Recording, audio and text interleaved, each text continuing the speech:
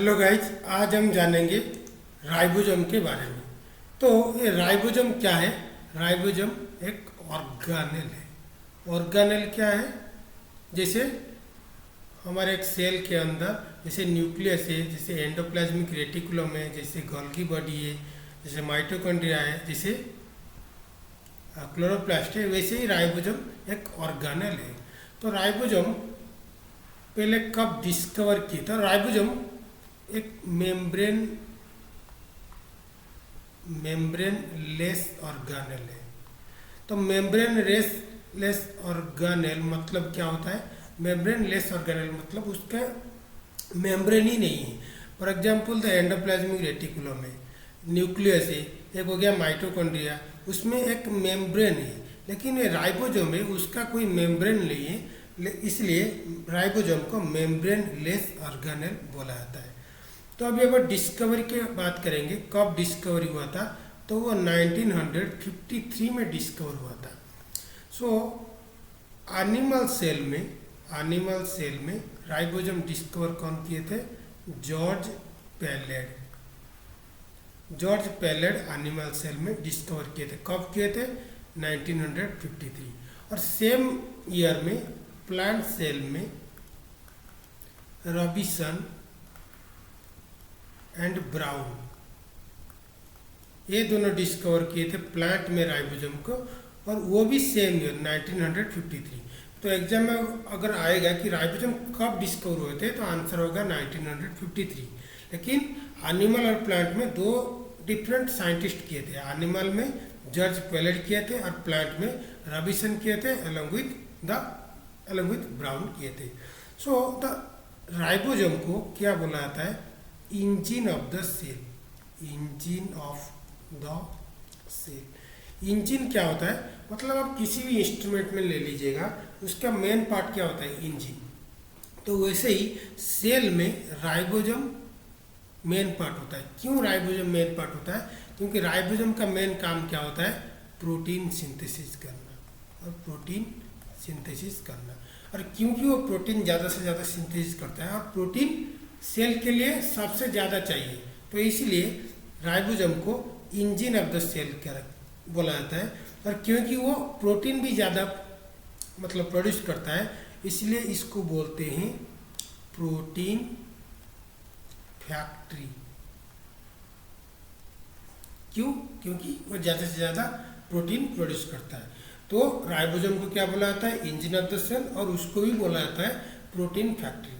तो अब अगर आइएगा कि राइबोसोम क्या है, मतलब राइबोसोम किससे बनता है, तो राइबोसोम आरएनए, आर मतलब राइबोसोमल आरएनए प्लस प्रोटीन से बनता है 2:1 रेशियो में। मतलब 2 गुना राइबोसोम एंड 1 गुना प्रोटीन में के रेशियो में राइबोसोम फॉर्मेशन होता है। तो क्योंकि वो आरएनए क्या है? न्यूक्लियस में मतलब न्यूक्लियो, एंड इसमें आ जाएगा प्रोटीन। तो मतलब न्यूक्लियस का पार्ट है, अदर प्रोटीन का पार्ट है। तो इसलिए राइबोसोम को क्या बोला जाता है? न्यूक्लियो प्रोटीन, बिकॉज आरएनए है अलॉन्ग विथ प्रोटीन भी है, तो इसलिए इसको बोलते हैं न्यूक्लियो प्रोटीन। और 2:1 मतलब प्रोटीन अगर 5 होगा तो आरएनए 10 होगा, मतलब 2 गुना ज़्यादा होगा। तो प्रोटीन अगर 2 होगा तो आरएनए 4 होगा। तो 2:1 रेशियो में राइबोसोम बनता है, और इसको बोलते हैं न्यूक्लियो प्रोटीन, क्योंकि वो ribosome RNA and the protein, ये दोनों को मिलाकर ही राइबोसोम बनता है। तो अगर बोलेंगे कि structure of the ribosome, structure उसका क्या होता है, तो कि स्ट्रक्चर उसका स्पेरिकल होता है। स्पेरिकल मतलब गोल, तो स्पेरिकल होता है, एंड 100 से नियरली 150 से 250 एंगस्ट्रम उसका साइज होता है। सो एंगस्ट्रम क्या होता है? 1 एंगस्ट्रम क्या होता है? 10⁻⁹ मीटर। 10⁻⁹ मीन्स 1/10⁹ मीटर, ये हो गया एंगस्ट्रम। अब आप लगा लीजिएगा कितना साइज होगा राइबोसोम का। तो अभी अगर राइबोसोम का स्ट्रक्चर देखेंगे और ये देखिए ये स्पेरिकल स्ट्रक्चर है, उसके और जूम करेंगे तो वो ऐसे दिखेगा। क्या दिखेगा? उसका 2 सब यूनिट दिखेगा और 2 अनइक्वल साइज के है, मतलब इक्वल साइज में नहीं है। एक बड़ा होगा एक छोटा होगा। बड़ा वाला को क्या बोलेंगे? लार्ज सब यूनिट। जो छोटा वाला है उसको बोलेंगे स्मॉल सब यूनिट। तो लार्ज सब यूनिट स्मॉल सब यूनिट ये दोनों को जोड़ता है कौन? जोड़ता है मैग्नीशियम। और मैग्नीशियम बहुत इंपॉर्टेंट होता है लार्ज सब यूनिट और स्मॉल सब यूनिट को जोड़ने के लिए। तो ये हो गया राइबोसोम का स्ट्रक्चर के बारे में। अगर देखिएगा टाइप्स, राइबोसोम का टाइप्स क्या है? एक हो गया मेम्ब्रेन बाउंड, मेम्ब्रेन बाउंड, और इसको सिंपली बोलते हैं बाउंड राइबोसोम। और एक होता है फ्री राइबोसोम और उसको बोलते हैं साइटोसोलिक राइबोसोम। तो ये मेम्ब्रेन बाउंड राइबोसोम क्या है, साइटोसोलिक राइबोसोम क्या है, मतलब फ्री राइबोसोम क्या है? देखिए ये सपोज एक सेल है, ये हो गया न्यूक्लियस, इसमें ER से निकलता है, उसके बाद गोल्गी बॉडी निकलता है। अगर याद नहीं है मेरे पिछले वीडियो में देख लीजिएगा तो आपको याद पड़ जाएगा। देखिए वो ER के मेम्ब्रेन के ऊपर एक छोटा छोटा स्ट्रक्चर होता है और उसको बोलते हैं राइबोसोम। ये जो राइबोसोम उसका मेम्ब्रेन मतलब ER एंडोप्लाज्मिक रेटिकुलम का मेम्ब्रेन के ऊपर होता है, इसको बोलते हैं राइबोसोम। सो इसीलिए इस पार्ट ऑफ एंडोप्लाज्मिक रेटिकुलम मतलब एंडोप्लाज्मिक रेटिकुलम का इस पार्ट को क्या बोलते हैं? Rough endoplasmic reticulum. रफ क्यों है? क्योंकि वो जो राइबोसोम है उसका मेम्ब्रेन में है, इसलिए वो रफ होता है। और इस पार्ट को हम क्या बोलते हैं? Smooth endoplasmic reticulum. स्मूथ क्यों है? क्योंकि इसमें राइबोसोम नहीं है, तो इसमें ही राइबोसोम है। तो क्योंकि वो मेम्ब्रेन के साथ बाउंड करके मतलब है, तो इसलिए इस राइबोसोम को, इस वाले राइबोसोम को क्या बोलेंगे हम? Membrane bound ribosome. तो फ्री राइबोसोम क्या होता है और जो साइटोसोलिक क्या होता है? जो फ्री होता है मतलब मेम्ब्रेन के साथ जो नहीं लग रहा है। फॉर एग्जाम्पल ऑफ साइटोसोल ऐसे ऐसे रहता है जो है, इस राइबोसोम को हम क्या बोलेंगे? फ्री और द साइटोसोलिक। फ्री क्यों है? क्योंकि वो मेम्ब्रेन के साथ नहीं लग रहा है। और साइटोसोल को क्यों बोला जाता है? क्योंकि वो साइटोसोल में है। तो 2 टाइप का राइबोसोम है, एक होता है मेम्ब्रेन बाउंड, एक होता है साइटोसोलिक होता है फ्री। मेम्ब्रेन बाउंड मतलब एंडोप्लाज्मिक रेटिकुलम में जो बाउंड करके रखा है उसको बोलेंगे हम मेम्ब्रेन बाउंड राइबोसोम, और जो फ्री और द साइटोसोल में है उसको बोलेंगे हम फ्री और द साइटोसोलिक राइबोसोम। तो ये हो गया ऑन द पोजीशन, मतलब किस पोजीशन में है और इसी टाइप और इसी बेसिस पर किस टाइप का है, मतलब ये हो गया मेम्ब्रेन बाउंड और द साइटोसोलिक। और एक होता है स्ट्रक्चर वाइज क्या टाइप से हो गया है।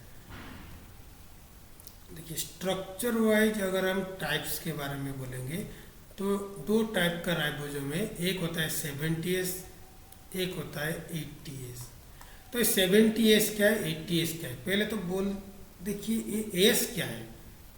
ये S यूनिट होता है, मतलब किसी के मतलब हम कुछ फॉर एग्जांपल 1 kg, तो kg यूनिट है, तो इसलिए राइबोसोम का यूनिट होता है S। तो S क्या है? इसको बोलेंगे स्वेडबर्ग यूनिट। स्वेडबर्ग कौन है? वो एक साइंटिस्ट थे जो डिस्कवर किए थे मतलब इस स्ट्रक्चर को, तो इसीलिए तो S उनके नाम से ही S लिया गया है और इसको बोलते हैं स्वेडबर्ग यूनिट। एंड इस S को भी और एक बोलते हैं, उसको बोलते हैं सेडिमेंटेशन कोफिशिएंट। तो S क्या हो गया? यूनिट हो गया, उसका क्या फुल फॉर्म हो गया? एक हो गया स्वेडबर्ग यूनिट और इसको भी बोलते हैं हम सेडिमेंटेशन कोफिशिएंट। तो 2 टाइप का हो गया, एक हो गया 70S, एक हो गया 80S। तो अब देखिएगा 70S का क्या होता है, मतलब कहाँ पर दिखाता है। और उससे पहले आप देखिएगा 70S 80S के अंदर डिफरेंस क्या है और 70 क्या है 80 क्या है। देखिए 70S राइबोसोम में उसका एक लार्ज सब यूनिट होता है, एक स्मॉल सब यूनिट होता है, और द 80s में भी एक लार्ज सब यूनिट होता है, एक स्मॉल सब यूनिट भी होता है। देखिए जो 70s में जो लार्ज सब यूनिट होता है वो क्या होता है 50s, और द स्मॉल सब यूनिट क्या होता है 30s। देखिए आप मिला नहीं लीजिएगा, मतलब 50s प्लस 30s 80s मतलब इसका होगा, नहीं होगा।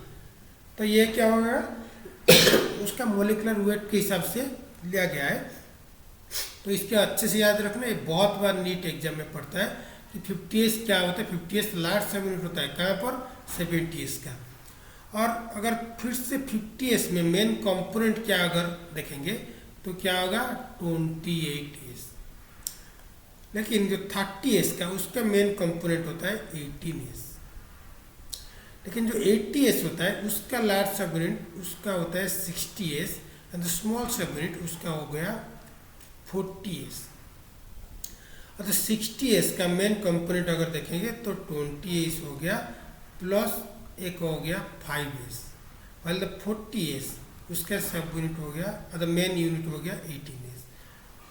थोड़ा कॉम्प्लिकेटेड है लेकिन इतना भी नहीं है, ये बहुत बार नीट एग्जाम में आता है। फिर से मैं बोल दे रहा हूँ, स्मॉल 70s का लार्ज सब यूनिट 50s है, स्मॉल सब यूनिट 30s का है।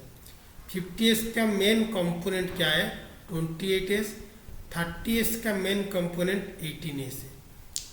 वैसे 80s का लार्ज सब यूनिट 60s है, स्मॉल सब यूनिट 40s है। 60s का मेन कंपोनेंट है 28s 5s, लेकिन 40s का क्या हो गया 18s।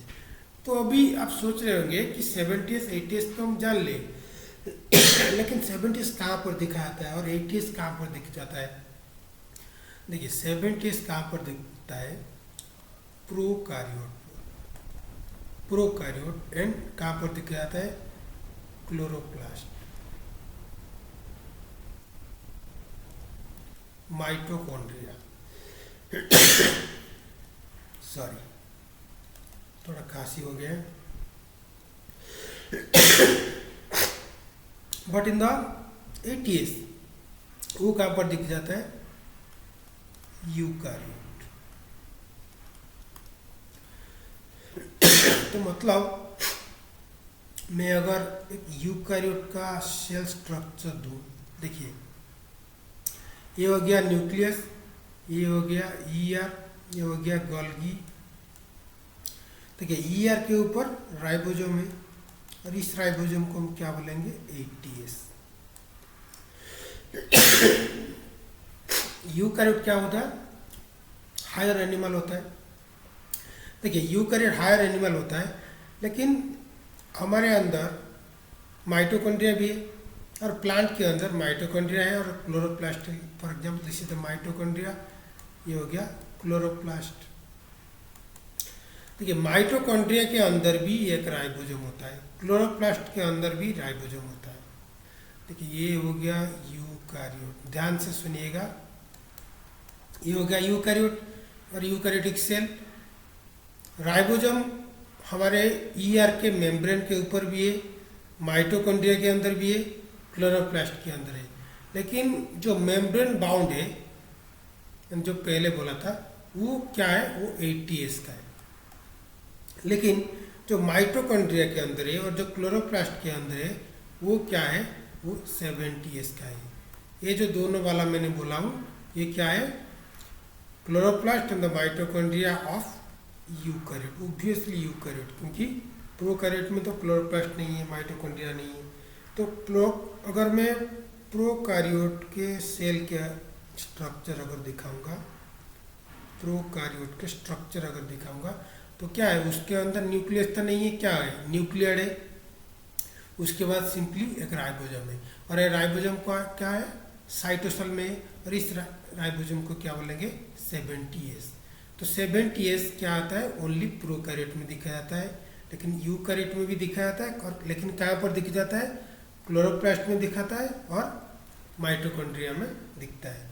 लेकिन membrane bound ribosome only present in the prokaryote, मतलब प्रोकारियोट में ही, सॉरी यूकारियोट में ही ज़्यादा दिखा जाता है ATS। और कहाँ पर वो मेम्ब्रेन बाउंड राइबोसोम, मतलब ER के मेम्ब्रेन के ऊपर ही दिख जाता है। तो ये हो गया main difference between the 7Ts and the 8Ts। देखिए अगर देखेंगे बायोजेनेसिस, फिर से एक बार कर देता हूँ। बायोजेनेसिस मतलब कहाँ पर राइबोसोम सिंथेसाइज होता है, मतलब राइबोसोम कहाँ से फॉर्म होता है। देखिए प्रोकैरियोट में कहाँ पर फॉर्मेशन होता है, साइटोसोल में। लेकिन यूकैरियोट में कहाँ पर होता है, न्यूक्लियस में। ये याद रखना अच्छे से, यूकैरियोट में न्यूक्लियस में फॉर्मेशन होता है, लेकिन प्रोकैरियोट में साइटोसोल में प्रोड्यूस होता है। तो ये हो गया बायोसिंथेसिस और बायोजेनेसिस। और एक स्ट्रक्चर हो गया, देखिए यूकैरियोट में, देखिए एक हो गया लार्ज सब यूनिट, एक हो गया स्मॉल सब यूनिट। दो किसके साथ बाइंड करेंगे, मैग्नीशियम। लेकिन एक एंजाइम भी इम्पोर्टेंट है, और इस एंजाइम को क्या बोलेंगे हम, पेप्टिडिल ट्रांसफेरेज। पेप्टिडिल ट्रांसफेरेज ये एंजाइम क्या होता है, प्रोटीन सिंथेसिस जब होगा तो उसके पेप्टिडिल ट्रांसफेरेज क्या करेगा, वो लार्ज सब यूनिट और स्मॉल सब यूनिट को जोड़ देगा with the help of the magnesium. मतलब मैग्नीशियम भी चाहिए। ये हो गया कोफैक्टर। मतलब पेप्टिडिल ट्रांसफेरेज के एक्टिवेशन के लिए मैग्नीशियम चाहिए, और इस मैग्नीशियम अगर होगा तो पेप्टिडिल ट्रांसफेरेज एक्टिवेट होगा और लार्ज सब यूनिट और स्मॉल सब यूनिट को जोड़ देगा। ये अच्छे से याद रखना। और एक वो बात है, एक है पॉलीजोम, और इसको बोलते हैं पॉलीराइबोसोम, और इसको भी बोलते हैं पॉलीजोम। तो ये क्या होता है, देखिए जब प्रोटीन सिंथेसाइज होता है तो ribosome, this is the mRNA को जोड़ देता है। मतलब जो एमआरएनए के ऊपर राइबोसोम लग जाता है, और ये जो छोटा वाला है उसको बोलेंगे हम स्मॉल सब यूनिट, उसको बोलेंगे हम लार्ज सब यूनिट।